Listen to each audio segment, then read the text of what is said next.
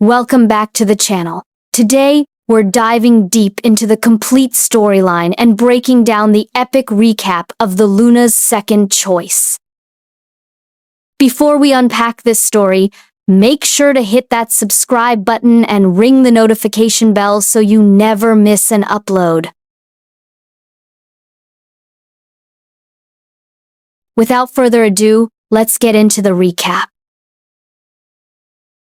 10 years ago, the Whispering Forest was a place of shadows, ancient magic, and merciless predators. It was no place for a human child, let alone an 8-year-old girl wandering alone through the frozen, decaying underbrush. Elara did not know where she had come from. She only knew the biting cold, the hunger that gnawed at her ribs, and the terrifying howls that echoed through the trees at night. But Elara was not entirely ordinary. She possessed a strange, latent anomaly in her veins, a bloodline secret she did not understand. One evening, as the moon rose high and full over the canopy, Elara stumbled upon a massacre. A massive, terrifying wolf with fur the color of midnight lay bleeding in the snow. The scent of copper and burnt silver hung heavy in the air. The beast had been ambushed by rogue hunters wielding silver-laced weaponry. The toxic metal was slowly working its way toward the wolf's heart, burning him from the inside out. Elara didn't run. Driven by an innate, almost foolish compassion,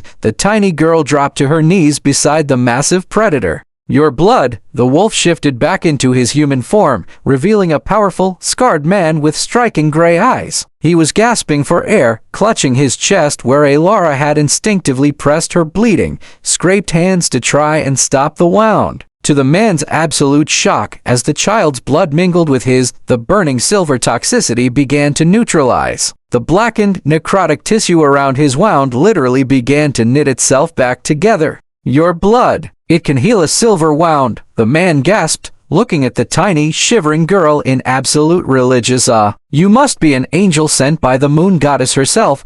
The man was Alpha Mason, the supreme leader of the legendary Stormfang pack. "Child," Mason whispered, reaching out to gently cradle her face. "Saving me has weakened you. Come back to my pack with me. I'll raise you as my own daughter." To repay the ultimate debt of his life, Alpha Mason took her in. He brought her to the sprawling, impenetrable fortress of the Stormfang pack, nestled deep in the mountains. He fed her, clothed her in silk, and gave her a name that carried weight in his territory. "Boys," Alpha Mason had announced, standing before his 5 biological sons in the Grand Hall. They were young alphas in training, fierce and competitive. "These are my 5 sons. One day, whichever one you choose to marry will succeed me as Alpha of the Stormfang pack." For 10 years, Elara lived as a princess among wolves. She was cherished, protected, and adored by the 5 young alphas. They trained with her, laughed with her, and swore to the moon goddess that they would protect her with their lives. And of the 5, Ethan was her anchor. He was the eldest, the strongest, and the most fiercely protective.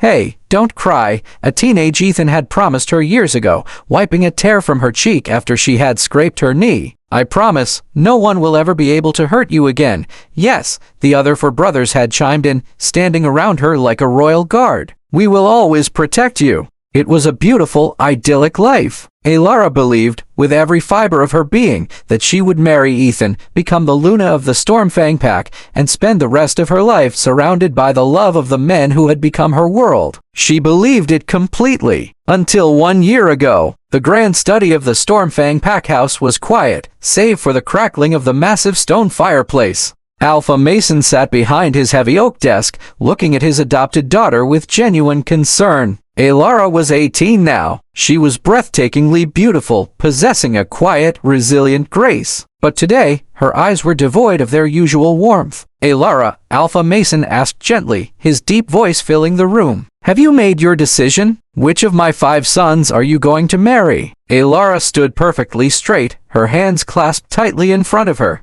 "Alpha," Elara said, her voice steady but completely hollow. "I've made my choice. I'm not marrying any of them." Mason's jaw dropped. He leaned forward, utterly baffled. "What? You're not marrying any of them? Not even Ethan? He's the strongest of the 5, and you've always been so fond of him." Elara looked down, swallowing the massive, suffocating lump in her throat. "It's true," Elara whispered, the heartbreak threatening to fracture her composure. I always thought I'd marry Ethan one day. Until a week ago, she closed her eyes, the agonizing memory playing in her mind like a brand burning against her soul. Alara had been walking through the packhouse gardens, carrying a tray of fresh lemonade for the boys after their combat training. As she approached the gazebo, she heard voices, soft, intimate, and breathless. She stopped behind a large oak tree, looking through the branches. Her heart instantly shattered into a million irreparable pieces. Ethan, the man she loved, the man who had sworn to protect her forever,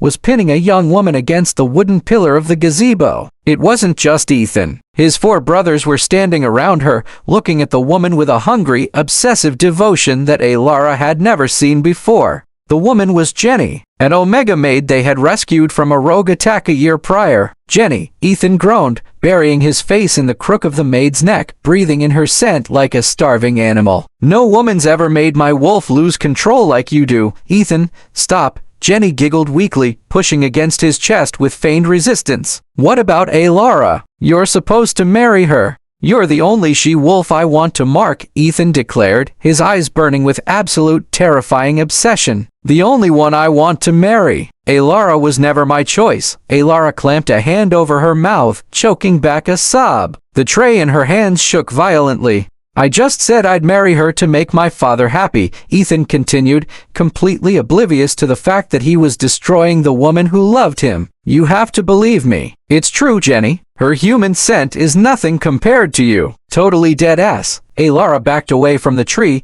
her vision blurring with hot, stinging tears. "I never thought 10 years with me would mean less to them than 1 year with Jenny." Alara wept silently, running back toward the packhouse. "If she's the one they want, then fine. I won't stand in their way." End of flashback. "Feelings aren't real if they're forced, Alpha," Alara said softly, opening her eyes and looking back at Mason in the study. Mason sighed heavily, leaning back in his chair. He loved Alara like his own flesh and blood, but he could not force his sons' hearts. If the mate bond or an obsession mimicking it was pulling them toward the Omega, he knew fighting it would only bring Alara more pain. "I heard the Lycan Prince, Xavier Lockhart, has proposed an alliance with our pack," Alara said, her voice hardening with newfound resolve. "I'm going to marry him instead." Mason's eyes widened in sheer panic. He stood up abruptly. "Xavier Lockhart?" Mason exclaimed. "Sure, he's of pure blood. He is one of the most powerful leaders of the new generation. But Alara, he lives in the shadows. No one's ever even seen his face. Rumors say he is ruthless, a monster who rules with an iron fist. You really want to marry someone like that?"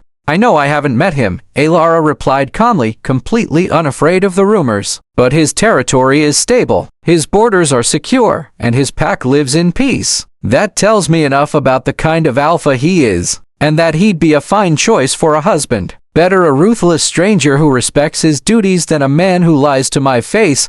Mason looked at his adopted daughter, seeing the absolute, shattered finality in her eyes. The boys had broken her. "I want this alliance kept quiet for now," Alara requested, her tone shifting to business, especially from Ethan and the others. Mason slowly sat back down, his heart heavy with regret for his son's foolishness. "All right," Mason nodded solemnly. "I guess none of my 5 boys were meant for you. If this is truly what you want, then you have my full support." A few days later, the grand living room of the packhouse was buzzing with tension. Alara walked down the grand staircase, carrying herself with the quiet, regal dignity of a Luna. Sitting on the massive leather couches were Ethan and his 4 brothers. Standing nearby, polishing a vase with exaggerated innocence, was Jenny. Alara, the youngest brother, called out, looking frustrated. "Who are you marrying?" "Yeah, who are you marrying?" Alara paused at the bottom of the stairs, looking at the 5 men who had betrayed her. "Look at you guys, all worked up," Alara noted coldly. "I almost can't tell if you're hoping to be chosen, or terrified by the very thought of it." Ethan scowled, standing up. "What is this, Alara? Some kind of messed up game? Are you dragging it out just to screw with us? Just tell us." "I'm tired of standing around waiting like an idiot. My 18th birthday is in 1 week," Alara stated evenly. "I'll announce my fiancé at the birthday banquet." "Why wait?" Another brother scoffed. "Whoever you pick, Father's just going to force them to marry you anyway. Before Alara could respond, Jenny stepped forward, clutching her polishing rag. She wore a perfectly manufactured expression of meek innocence, but her eyes held a sickening, manipulative gleam. "Miss Alara," Jenny said softly, her voice dripping with fake concern. "You're not planning to keep all 5 alphas for yourself, are you? I know Alpha Mason loves to indulge you, but claiming all of them would be a bit greedy." Alara turned slowly, fixing the Omega maid with a stare so cold it could freeze the blood in her veins. "Jenny," Alara said, her voice dropping to a dangerous, authoritative octave. "Remind me how my decision is any of your business? Oh, and last I checked, you didn't have any right to question me," Jenny gasped, immediately dropping the vase and shrinking back as if Alara had struck her. She covered her face, forcing fake tears to well in her eyes.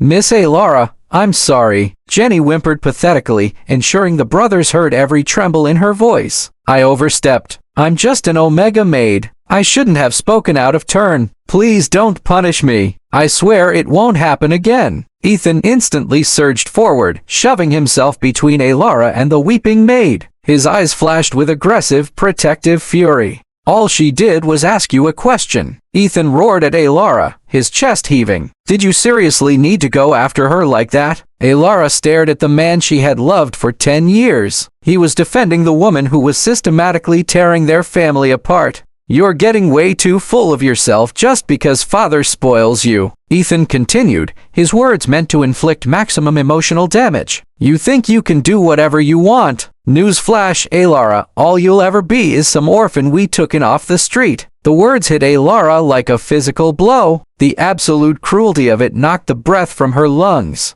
Honestly, another brother chimed in, stepping up beside Ethan to protect the Omega. "I think you just like having us wrapped around your finger 24/7. I mean, how much of a fucking attention whore can you be?" Alara stood completely still, her heart turning to stone in her chest.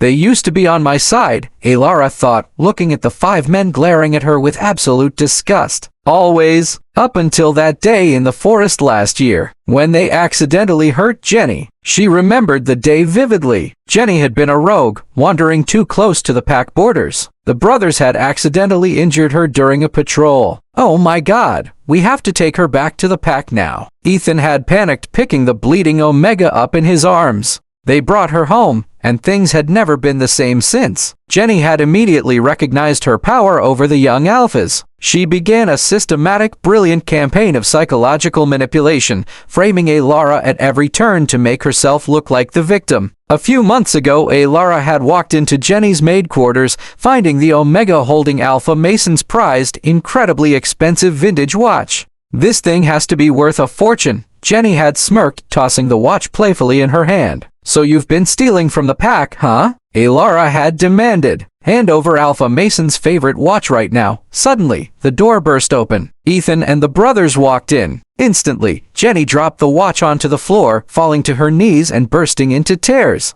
"Miss Alara, I don't know what you're talking about." Jenny wept hysterically, looking up at the brothers for salvation. "Miss, I know you're jealous that the young alphas all like me, but that's no excuse to frame me as a thief." Ethan had grabbed Alara's arm roughly. "I can't believe you'd stoop this low. I was wrong about you. I didn't do anything." Alara had pleaded. "Enough," Ethan had yelled. "Stay away from Jenny, or you can forget about me marrying you." In the present, Alara looked at Jenny, sobbing into Ethan's chest. She looked at the 5 brothers who had thrown away 10 years of loyalty for an Omega's cheap tears. "Ethan," Alara said quietly, testing the waters one last time. She placed a hand on her stomach. "I don't feel too well. Can you take me to the hospital?" Ethan sneered, completely devoid of empathy. "I would, but we promised Jenny we'd take her to the hot springs tonight." "Miss Alara," Jenny peeked out from behind Ethan's arm, her voice dripping with venom. "If you didn't want them spending time with me, you could have just said so. There's no need to fake being sick. If you were actually sick, you wouldn't be walking around the house. Your little act isn't going to work on us.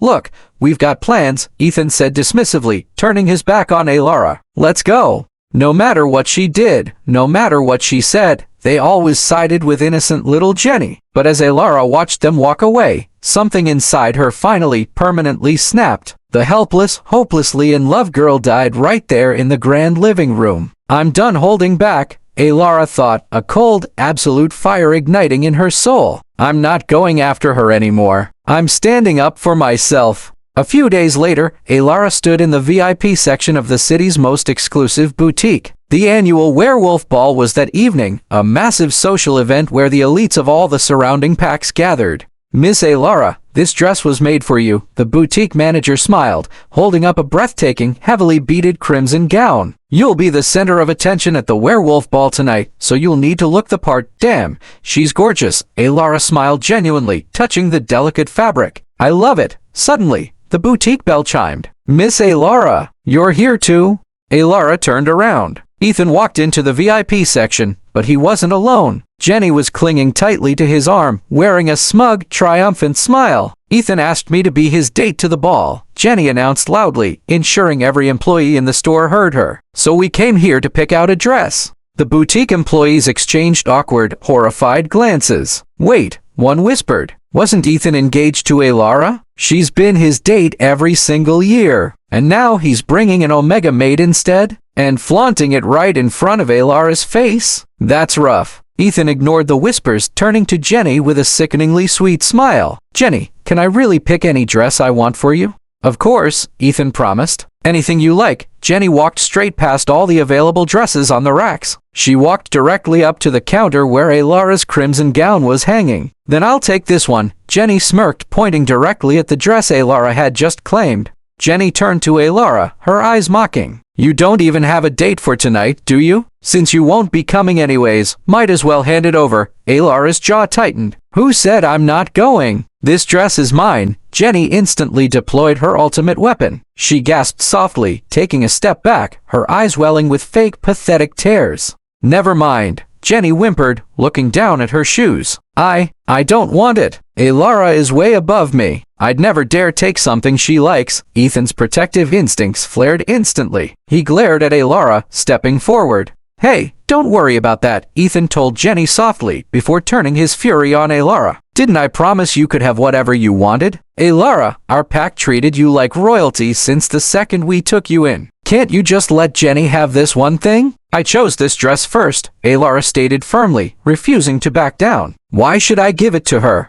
Ethan scoffed, stepping into Alara's personal space, using his massive alpha frame to try and intimidate her. Everything you've eaten, worn, heck, everything you've ever used in your life came from my father, Ethan sneered cruelly, including that credit card you're holding right now. The dress goes to Jenny. Pick something else. I'll pay. Don't be ungrateful. Alara stared at him, the absolute disrespect burning her alive. First, he finds another date. Alara thought, utterly disgusted. Now he takes my dress. If I didn't know better, I'd think Jenny was his fiancée. And what if I refuse? Alara challenged, holding her ground. Ethan's eyes darkened with wry alpha dominance. Don't push your luck, Alara. If you won't take it off the counter yourself, I'll do it for you. Alara looked at the man who had promised to protect her from the world. He was now the very monster destroying her. Fine, Alara said, her voice dropping to a freezing, dead calm. She picked up the dress by the hanger and shoved it hard into Ethan's chest.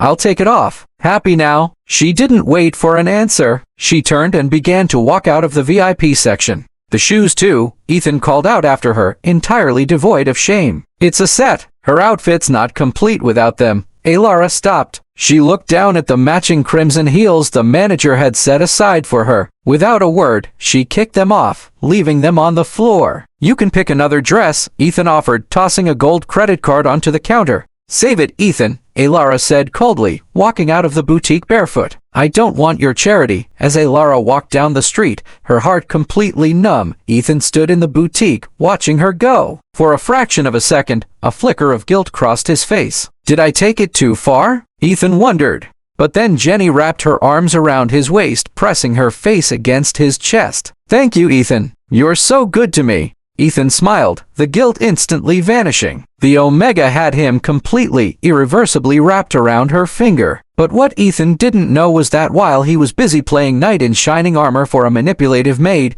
the most dangerous, ruthless Lycan prince in the world had already sent his crest to claim the woman Ethan was throwing away. The annual Werewolf Ball was a dazzling display of wealth, power, and pack alliances. The grand ballroom was lit by hundreds of crystal chandeliers, the floor a sea of swirling silk and tailored velvet. But for Alara, it was a waking nightmare. She stood near one of the towering marble columns, clutching a glass of sparkling water, wearing a simple, elegant silver gown she had found in the back of her closet. It was beautiful, but it paled in comparison to the breathtaking, heavily beaded crimson dress that commanded the center of the room. Jenny wore the stolen dress like a trophy. She was surrounded by all 5 of Alpha Mason's sons. They hovered around her like desperate, starving wolves, fetching her drinks, laughing at her terrible jokes, and completely ignoring the rest of the room. "Damn, that's brutal," a female wolf whispered to her companion a few feet away from Alara. All 5 of Alara's could-be fiancés are sticking to Jenny like glue. No one's even looking at Alara. Alara gripped her glass tightly, fighting the urge to run. She refused to give them the satisfaction of seeing her break. She kept her chin high, projecting the regal composure of a Luna even as her heart bled out onto the marble floor.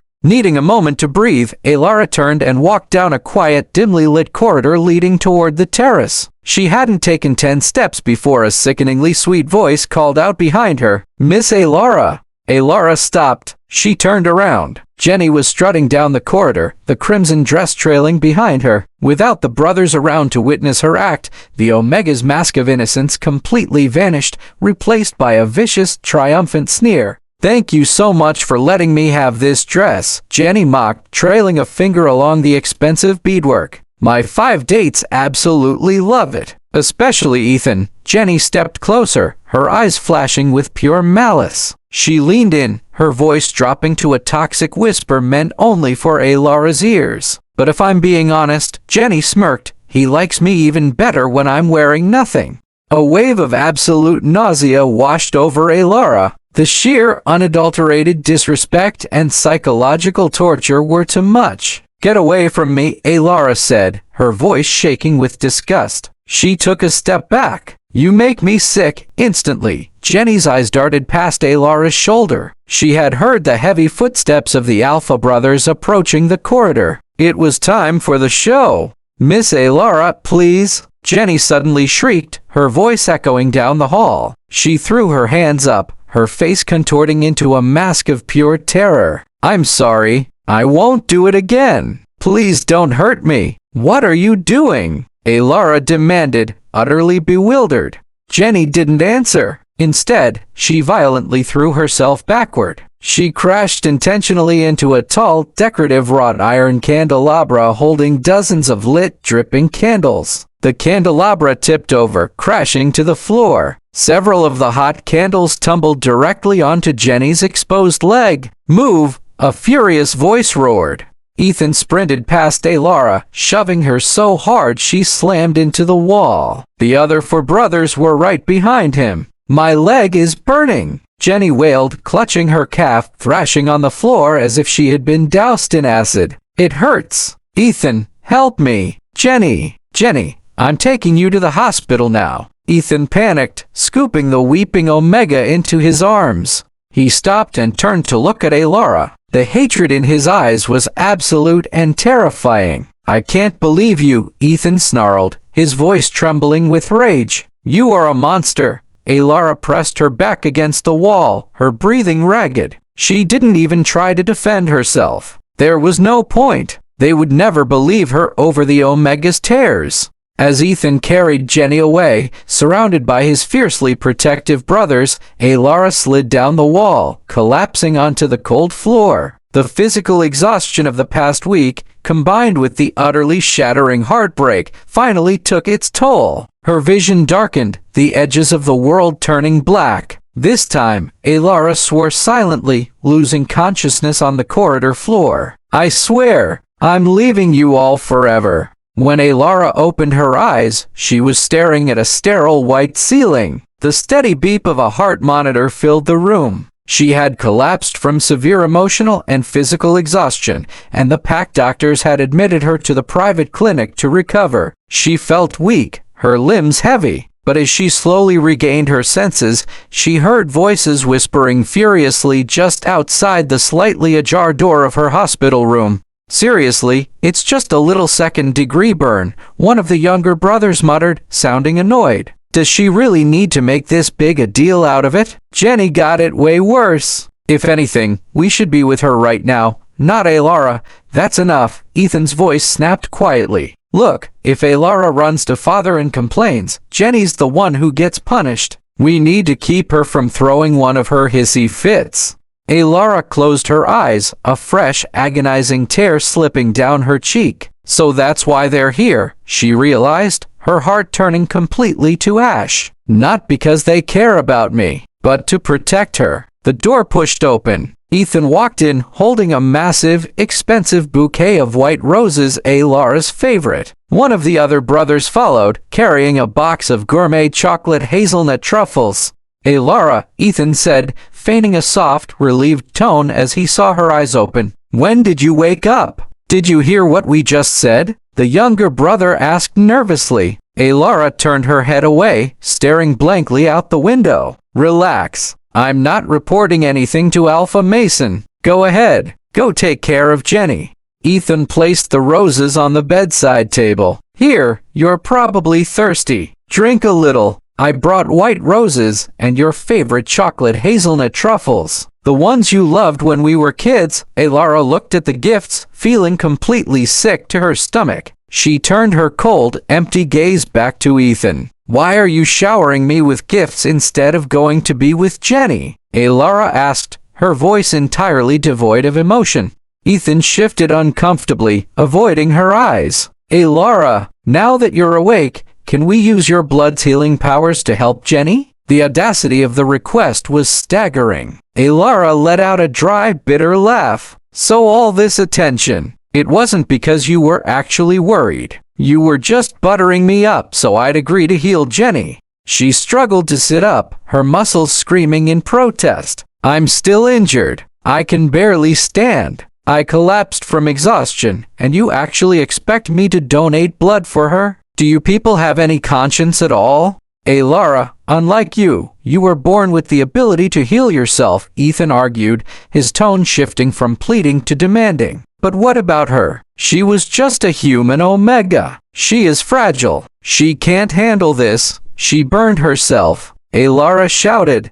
Okay, listen, Ethan interrupted, stepping closer to the bed. He looked down at her, his expression hardening into absolute, calculating ruthlessness. If you agree to save her, I will marry you. Alara froze. She stared at Ethan, unable to comprehend the monster standing before her. He was offering the marriage she had dreamed of for 10 years as a transaction, a bribe to save his mistress. Ethan, you're serious? Alara whispered, utterly disgusted. Are you satisfied now, you calculating madman? Enough. Get out. Get over here. Ethan roared, his alpha dominance flaring aggressively. He lunged forward, grabbing Alara roughly by the arm. You're healing Jenny now. Don't touch me. Alara screamed, fighting weakly against his massive grip. Jenny hurt herself. Okay? I will never waste my blood on her. Don't force me, Ethan growled, his eyes flashing wolf gold. I've already agreed to marry you. What else do you want exactly? Nothing. Alara wept, trying to pry his fingers off her bruised arm. I want you to stop. If you force me to do this, if you refuse, the younger brother stepped forward, cutting her off with a vicious, absolute threat. None of us will marry you. Never. Before Alara could respond, the door to the hospital room burst open. Another brother rushed in, looking completely frantic. Young alphas. Jenny just woke up, and she has a terrible headache. She was struggling in bed and said she wanted to die. Ethan's face went completely pale. He turned back to Alara, his eyes devoid of any remaining shred of humanity or compassion. It was you who left me with no other choice, Ethan snarled. Ethan, stop! Alara cried, realizing what he was about to do. Ethan, we'll go find Jenny now. Immediately. Right away. The other brothers urged in a panic. Ethan didn't let go of Alara.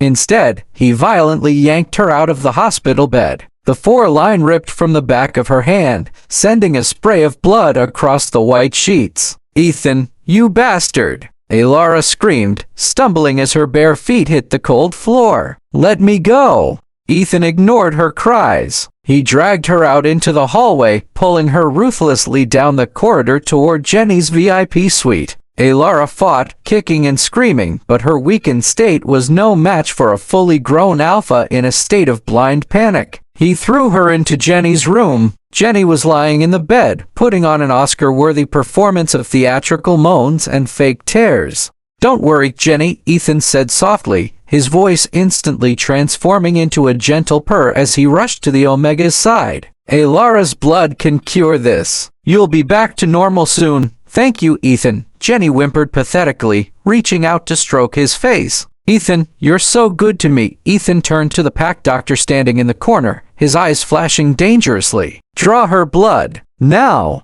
The doctor hesitated, looking at Alara, who was bleeding from her hand and shivering on the floor. "Alpha Ethan, she is extremely weak. Her vitals are—" "I said do it," Ethan roared. Two of the brothers grabbed Alara, pinning her down in a chair. The doctor, terrified of the Alpha's wrath, stepped forward with a large transfusion needle. "No! Ethan, don't do this!" Alara begged, thrashing against her restraints as the cold needle pierced her vein. "Please, calm down," Ethan said coldly, not even looking at her as the thick crimson blood began to flow into the collection bag. "It's just a little blood loss. You'll be fine." As the blood was drained from her body, Alara's vision began to blur. The room spun wildly. The physical agony of the extraction was eclipsed entirely by the profound, soul-shattering trauma of the betrayal. She watched Ethan holding Jenny's hand, kissing her knuckles,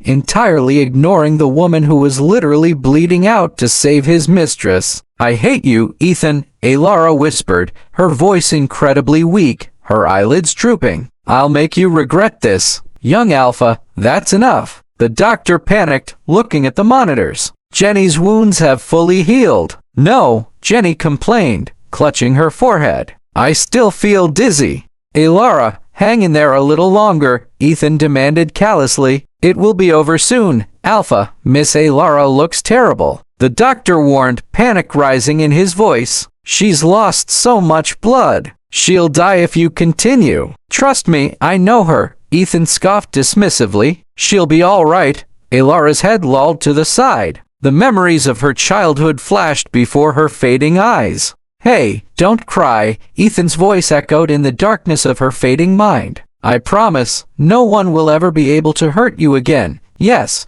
we will always protect you," the brothers had promised. "You promised to protect me," Alara thought, a single, final tear slipping down her pale, cold cheek. But it was all a lie. "My God, she's lost consciousness," the doctor shouted, pulling the needle out. "Doctor, we need a doctor." The chaos of the room faded into absolute, merciful silence as Alara descended into the dark. She didn't know if she would ever wake up. But if she did, the girl they had abused and discarded would be gone forever. In her place, a ruthless, unyielding queen would rise. And the Lycan Prince was waiting for her. Alara awoke to the sound of steady, heavy rain lashing against the hospital window. She didn't know how many hours, or perhaps days, had passed since Ethan had violently drained her blood to appease Jenny's theatrical headache. Her body felt incredibly light, almost hollow, as if the physical trauma had finally burned away the last lingering remnants of her naive, hopeful heart.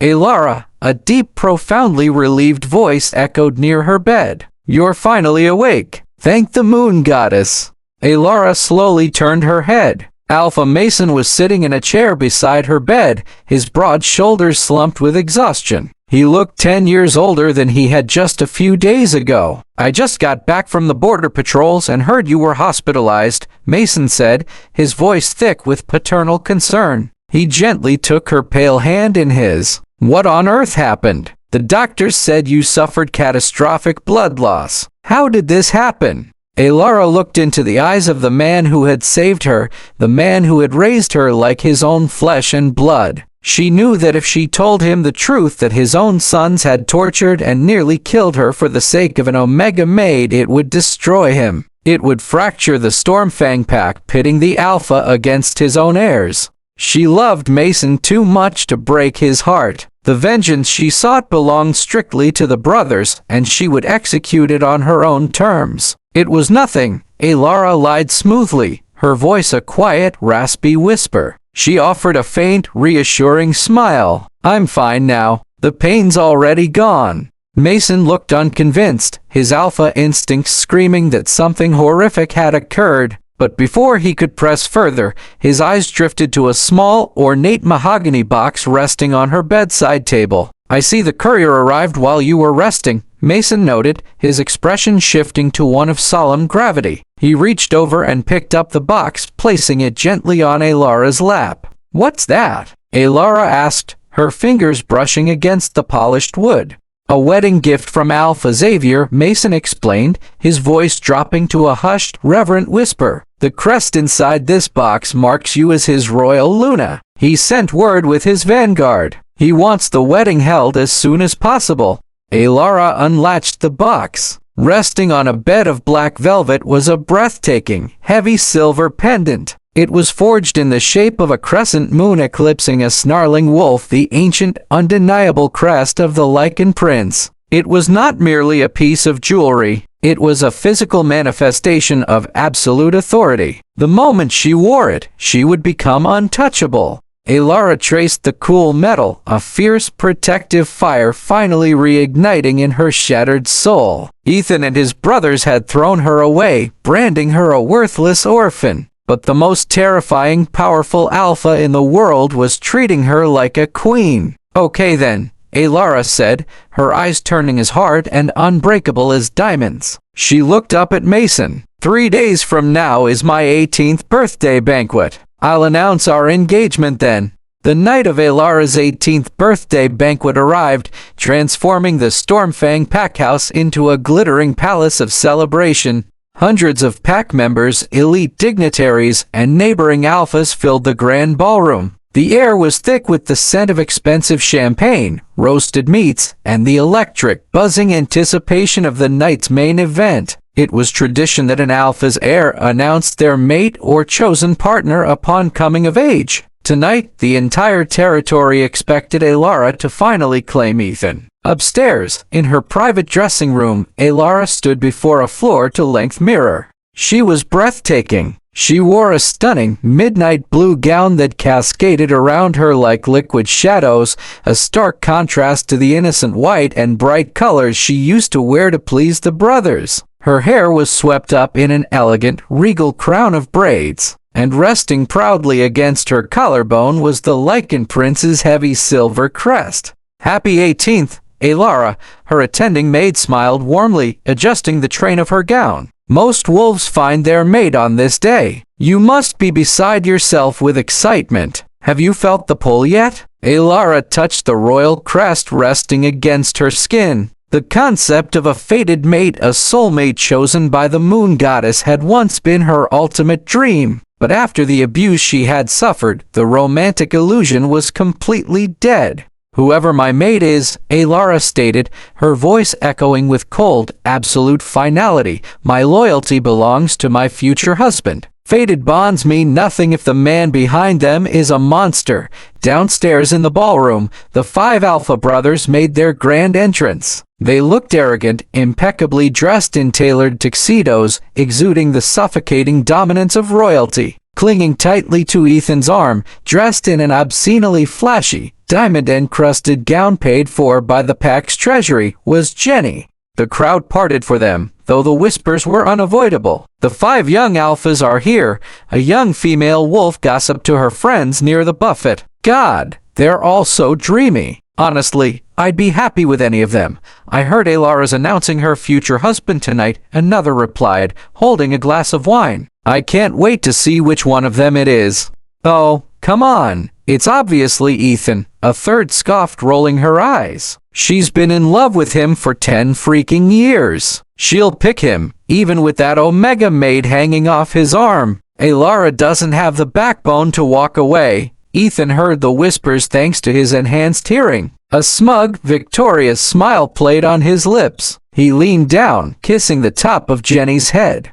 Don't worry, Ethan whispered to Jenny. Let Alara have her little announcement tonight to save face. I'll humor her, but you're the only one I'll ever love. I know, Ethan. Jenny giggled, her eyes scanning the room like a conqueror looking over her newly acquired territory. Suddenly, the massive grandfather clock at the end of the ballroom began to chime. Bong! Bong! Bong! It was exactly midnight, the exact minute Alara had been born 18 years ago. As the 12th chime echoed through the silent ballroom, a biological shockwave ripped through the atmosphere. It was an invisible cosmic trigger, the awakening of the fated mate bond. Ethan froze mid-step. His pupils dilated violently, completely swallowing his irises as his inner wolf slammed against the cage of his mind, howling with an intensity that nearly drove him to his knees.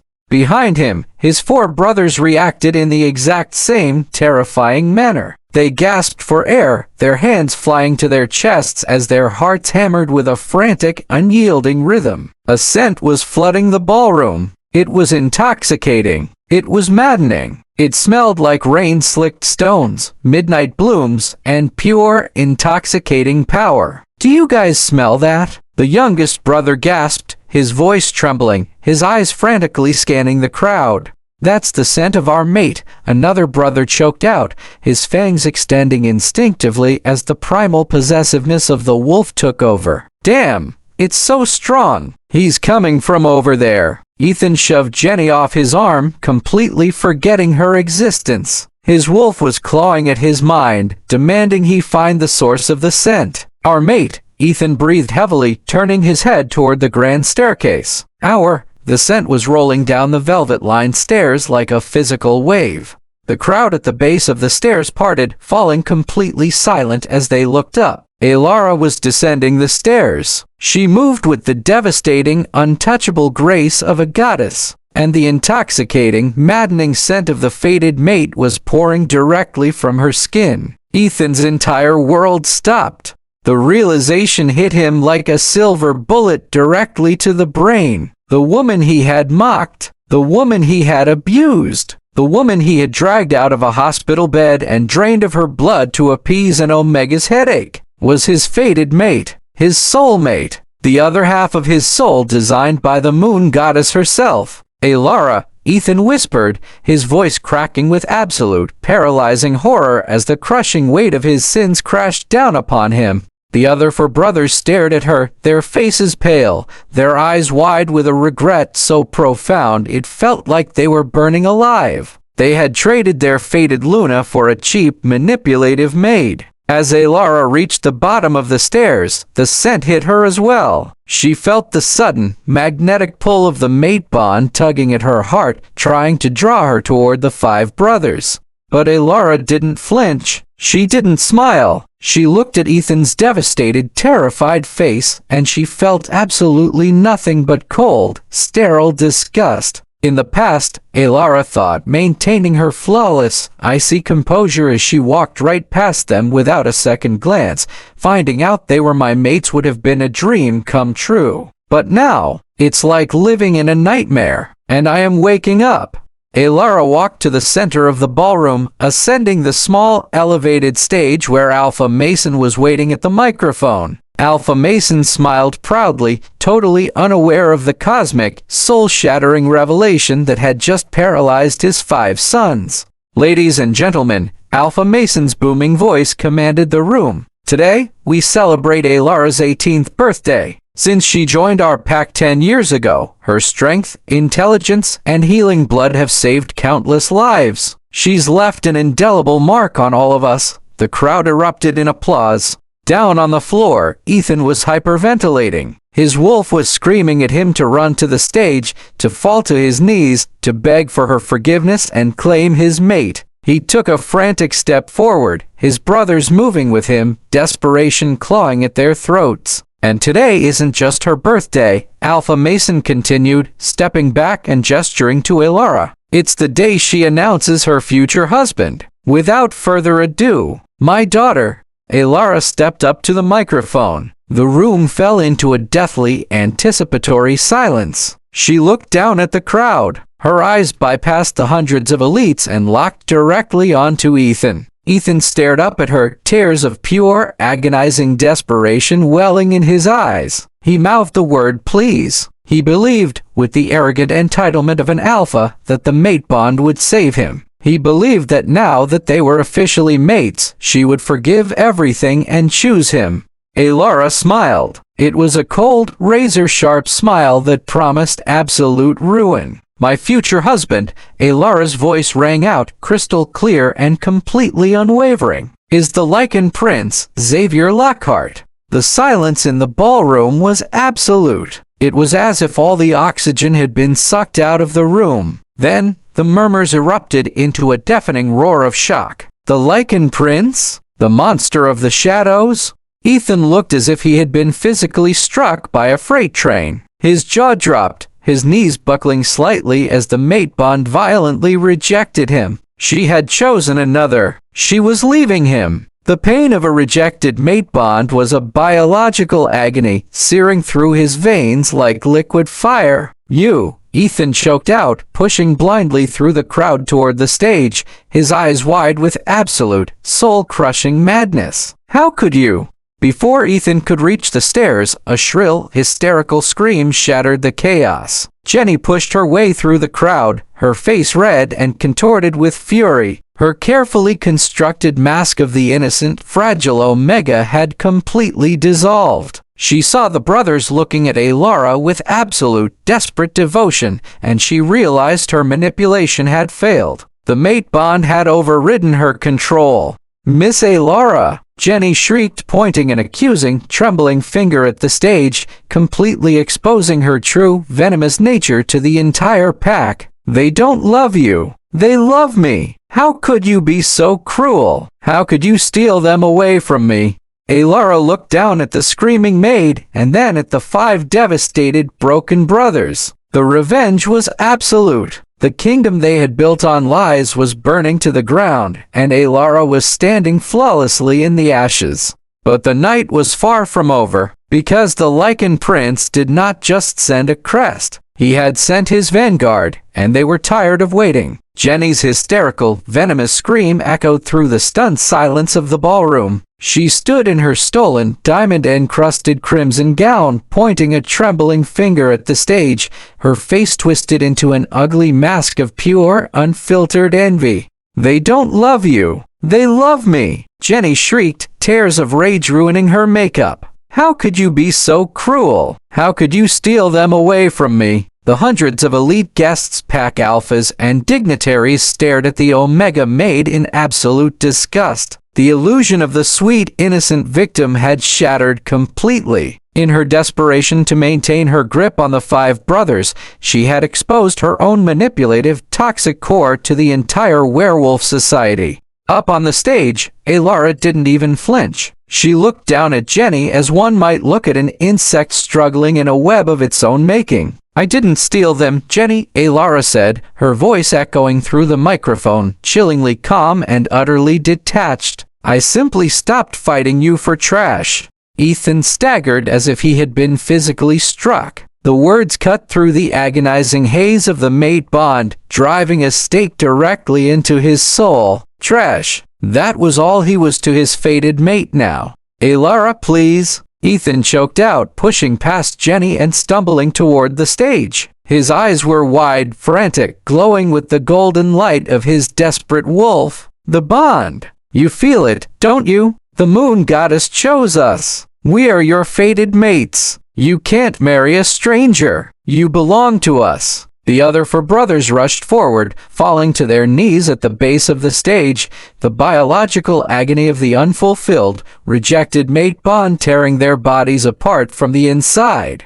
"We were wrong." The youngest brother wept, clutching his chest. "We were so blind. Alara, please, forgive us." Alpha Mason stood frozen on the stage beside Alara, his mind spinning. The fated mate bond. His 5 sons were meant for his adopted daughter, and they had thrown her away for the Omega screaming in the center of the room. Before Mason could process the sheer magnitude of the tragedy, the temperature in the grand ballroom violently plummeted. The heavy, reinforced oak doors at the entrance of the ballroom didn't just open, they were violently blown off their iron hinges. The massive slabs of wood crashed onto the marble floor with a deafening, thunderous boom, sending a cloud of dust and splinters into the air. The string quartet stopped playing instantly. The crowd screamed, backing away in sheer terror as a suffocating, crushing aura flooded the room. It was an aura so impossibly dense, so ancient and terrifying, that several of the weaker wolves in the room were instantly forced to their knees, their throats bared in involuntary, absolute submission. Marching through the dust were 12 massive warriors clad in pitch black, articulated tactical armor. Their eyes glowed a vibrant, unnatural crimson. This was the Vanguard, the elite, lethal royal guard of the Lycan Prince. The crowd parted in terrified silence. And then, stepping through the ruined doorway, came the monster from the shadows himself, Xavier Lockhart. He was a giant of a man, standing well over 6.5 feet tall. His shoulders were broad enough to block out the light. He wore a flawless, midnight black tailored suit that seemed to absorb the chandelier's glow. His face was a masterpiece of harsh angles, sharp jawlines, and ruthless, devastating aristocratic beauty. A faint, jagged scar ran across his left eye, adding to his lethal, untamed aura. But it was his eyes that paralyzed the room. They were molten gold, the pure, undiluted eyes of an ancient royal Lycan. Xavier didn't run. He didn't hurry. He walked through the ballroom with the slow, deliberate grace of an apex predator inspecting its territory. Every step he took radiated absolute, unquestionable sovereignty. He bypassed the terrified crowd. He bypassed the weeping Omega. He walked directly toward the stage where the 5 brothers were kneeling.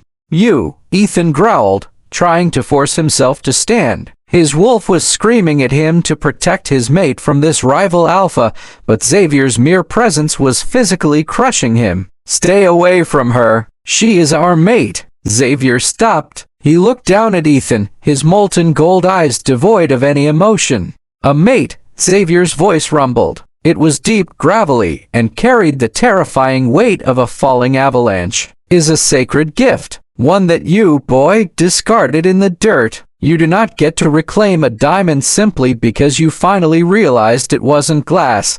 Xavier stepped over the groveling brothers, ascending the stairs to the stage. He stopped in front of Alara. The entire ballroom held its breath. The rumors said the Lycan Prince was a bloodthirsty tyrant, a beast who ripped out the throats of those who displeased him. But as Xavier looked down at Alara, his terrifying aura instantly vanished. The crushing pressure in the room lifted, replaced by a warm, protective, almost reverent energy. Xavier slowly dropped to one knee before her.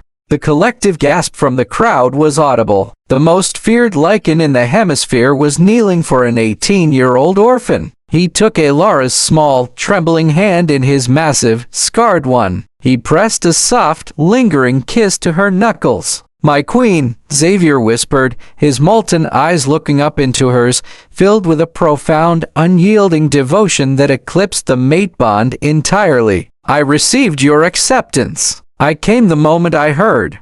Alara looked down at the terrifying monster of the shadows, and for the first time in a week, her heart felt incredibly, wonderfully safe. "You're right on time, Your Highness." Alara smiled, a genuine, breathtaking smile that made Xavier's heart thunder in his chest. "No!" Ethan roared, the sight of the Lycan Prince kissing Alara's hand driving him into absolute madness. He tried to lunge up the stairs, his claws extending. "I won't let you take her. I'll kill you." Before Ethan could reach the top step, 2 of the Vanguard warriors blurred into motion. They grabbed Ethan by the shoulders and slammed him brutally into the hardwood floor of the stage, pinning the Alpha heir down as easily as a pup.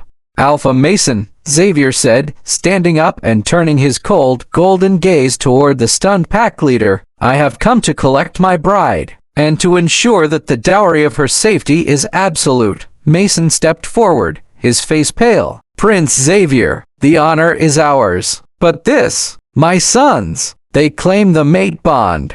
Alara stepped to the edge of the stage, looking down at Ethan, who was struggling helplessly under the Lycan's grip. Alpha Mason, Alara said, her voice ringing out clearly for the entire ballroom to hear. Do you know why I was in the hospital 3 days ago? Mason frowned, a sense of dread pooling in his stomach. You collapsed from exhaustion, child. The stress. That is the lie your sons told the doctors to write on the chart, Alara corrected, her voice turning to ice. The truth is, Jenny knocked over a candelabra and burned her leg. When she complained of a headache in the hospital, Ethan dragged me out of my bed. He pinned me down and had a doctor drain my blood to heal his mistress's minor burn until I lost consciousness and nearly died of catastrophic blood loss. A chorus of horrified gasps erupted from the crowd. To forcibly drain the blood of a pack member, especially the adopted daughter of the Alpha, was a high crime. It was an act of torture. Alpha Mason's face drained of all color. He looked down at his sons. Ethan, Mason whispered, his voice shaking with absolute, devastating heartbreak. Is this true? You drained my daughter for a maid's headache? Ethan stopped struggling. He looked up at his father, the tears streaming down his face. Father, I was confused. The Omega, she manipulated us. Her scent. Do not blame the maid for your own cruelty, Alara snapped. Jenny may have lit the match, but you are the ones who threw me into the fire. You broke every promise you ever made to me. You made your choice. Now, you will live with it. Alpha Mason's sorrow instantly transmuted into a terrifying, booming alpha fury. You are a disgrace to the Stormfang name. Mason roared, his voice shaking the chandeliers. He pointed a trembling finger at Ethan and the other four brothers. You tortured the girl who saved my life. You rejected your fated mate for a manipulative snake. Mason turned to his head of security. Strip them of their alpha heir titles. Tonight, they are no longer my successors. Throw them into the isolation cells until I decide their fate. Father, no! The youngest brother screamed as the pack guards rushed forward to drag them away. Please! Alara, please! Alara! Ethan shrieked, his voice tearing as the guards hauled him backward. The physical distance between him and his fated mate, combined with the utter rejection, was literally ripping his soul apart. Blood dripped from his nose as his wolf began to collapse inward. Alara, I love you. Please don't leave me. Alara didn't even blink. Goodbye, Ethan. Enjoy the bed you made. As the brothers were dragged away, their agonizing screams echoing down the corridors, Jenny realized that her kingdom had completely collapsed. She was left entirely alone in the center of the ballroom. The wealthy elites were staring at her with absolute venom. Without the brothers to protect her, she was nothing but a disgraced, manipulative Omega who had nearly killed the Alpha's daughter. Desperation clouded her judgment entirely. Jenny hiked up her stolen crimson dress and ran toward the stage. She bypassed the pack guards, throwing herself onto her knees at the base of the stairs, looking up at the Lycan Prince. Your Highness, Jenny wept, deploying her fake, pathetic tears one last time. Please, you have to save me. I'm just a weak Omega. They forced me to do those things. They were obsessed with me. If you take me with you to your kingdom, I can serve you. I can be whatever you want. She batted her eyelashes, trying to exude a fragile, irresistible vulnerability. Xavier looked down at the weeping maid. His expression did not change, but the air around him turned lethally cold. A viper sheds its skin, Xavier rumbled, his golden eyes narrowing, but its venom remains the same. Xavier didn't even bother raising his voice. He simply looked at the commander of his vanguard. Remove this filth from my sight, Xavier ordered. Throw her outside the territory borders. If she ever steps foot near my queen again, sever her head. No, Jenny shrieked in absolute terror as two massive Lycan warriors grabbed her by the arms, lifting her completely off the floor. No, please. Miss Alara, save me. Have mercy. Alara looked down at the screaming maid as she was dragged out the ruined doors and thrown into the pouring rain, her stolen crimson dress ruined in the mud. Mercy, Alara whispered softly to herself, was the first thing you took from me, Jenny. With the traitors removed and the pack hierarchy in absolute chaos, Alpha Mason turned back to Alara. Tears glistened in the old wolf's eyes. "My child," Mason said softly, his voice breaking. "I failed you. I brought you into this house to protect you, and my own blood tore you apart. I am so deeply sorry." Alara stepped forward, placing her hands on Mason's cheeks.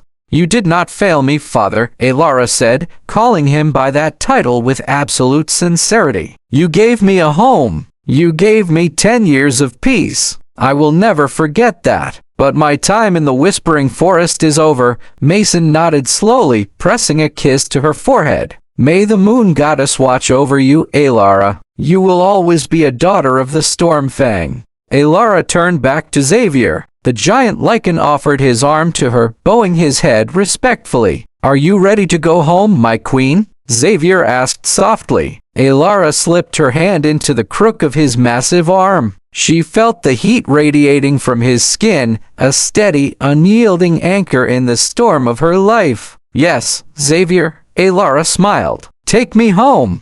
As they walked down the stairs and through the parted crowd, the entire ballroom bowed their heads in respect. They walked out of the pack house and stepped into the grand, armored carriage waiting in the courtyard, surrounded by the massive vanguard lichens. Inside the luxurious carriage, the heavy doors sealed shut, drowning out the pouring rain.